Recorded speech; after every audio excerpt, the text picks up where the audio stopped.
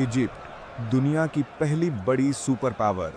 रसूलुल्लाह सल्लल्लाहु अलैहि वसल्लम ने अपनी वफ़ात से पहले ही साफ बता दिया था, मुसलमानों, एक दिन तुम इजिप्ट को फतह करोगे। लेकिन याद रखना, जब तुम इजिप्ट को फतह करो तो वहाँ के आम लोगों के साथ नेकी से पेश आना, क्योंकि वो तुम्हारे रिश्तेदार हैं।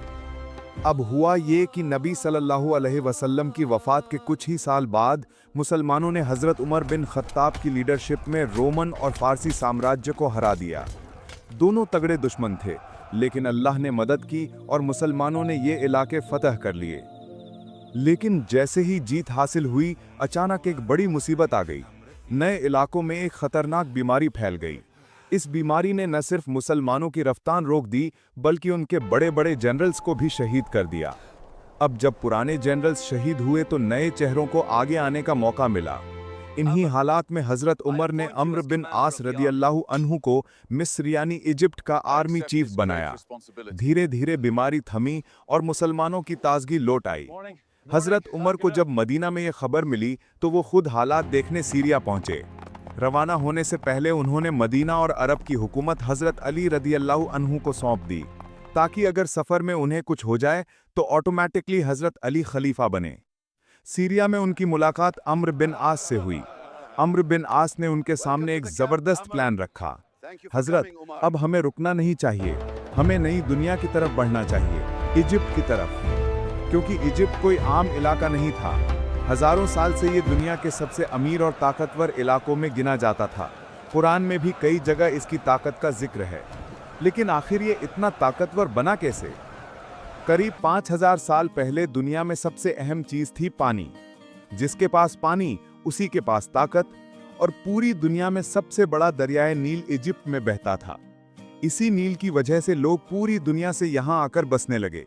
नतीजा, इजिप्ट दुनिया का सबसे ताकतवर और अमीर इलाका बन गया। यहीं से किंग नॉर्मर उठा। उसने पूरे इजिप्ट को एक किया और दुनिया की पहली बादशाहत कायम की। आज हमें ये बातें कैसे पता हैं? इन दो प्राचीन टैबलेट से दुनिया की सबसे पुरानी इजिप्शियन राइटिंग इन्हीं पर दर्ज है, और इनमें नॉर्मर की शख्सियत साफ दिखाई देती है। धीरे धीरे इजिप्ट इतना ताकतवर बना कि अगले 1000 साल तक उसने पूरी दुनिया पर हुकूमत की। लेकिन ताकत ने फिरौनों के दिमाग बदल दिए। उन्होंने सिर्फ अपने आप को बादशाह नहीं, बल्कि खुदा कहना शुरू कर दिया।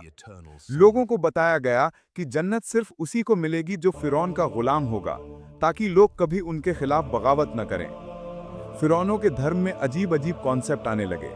एक दिन ये सोच बनाई गई कि असली खुदा वही फिरौन है जिसका जिस्म मरने के बाद भी हमेशा सलामत रहे। यहीं से मम्मी बनाने का कॉन्सेप्ट शुरू हुआ। फिरौन के मरने पर सर्जन्स पहले उसका खून निकालते, फिर दिमाग को नाक से हुक डालकर खींच लेते।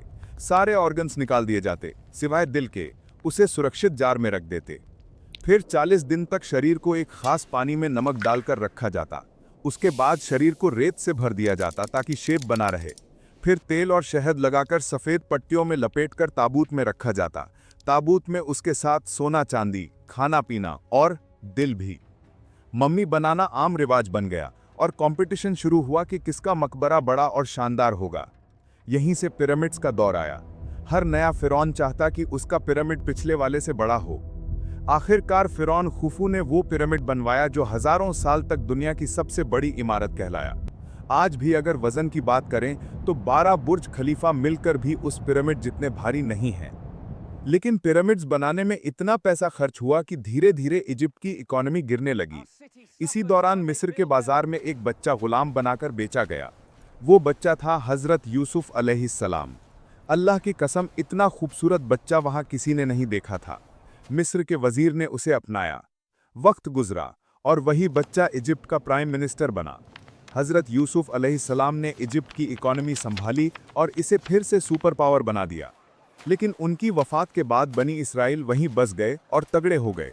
जब उनका दबदबा बढ़ा तो एक नए फिरौन ने उठकर पुराने खानदान को ख़त्म किया और नई बादशाहत बनाई। उसने ऐलान किया कि अब इजिप्ट में बाहर से आए लोगों की कोई जगह नहीं, और बनी इसराइल पर जुल्म शुरू हुआ। उन्हें गुलाम बना लिया गया।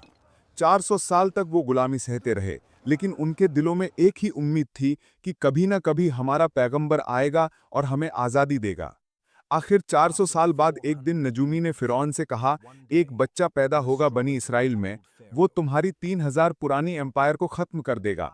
फिरौन डर गया और हुक्म दिया, आज से बनी इसराइल में जितने भी लड़के पैदा हों, सबको पैदा होते ही मार दो।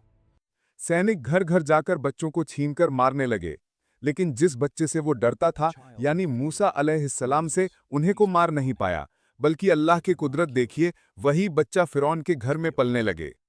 आगे की कहानी सबको मालूम है। हजरत मूसा अलैहिस्सलाम पैगंबर बनकर फिरौन से कहा, मेरी कौम बनी इसराइल को आज़ाद कर दो। कई मौजिज़ों के बाद आखिर फिरौन ने इजाज़त दी।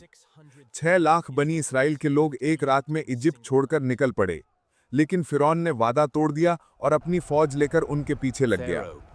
यहीं अल्लाह ने मूसा अलैहिस्सलाम और बनी इसराइल को बचाया और फिरौन अपनी पूरी फौज के समेत समंदर में डूब गया। यही वो लम्हा था जब 3000 साल पुराना इजिप्ट का एम्पायर टूट गया। रसूलुल्लाह सल्लल्लाहु अलैहि वसल्लम की बताई हुई बात पूरी हुई कि फिरौन खुदा नहीं बल्कि एक इंसान था।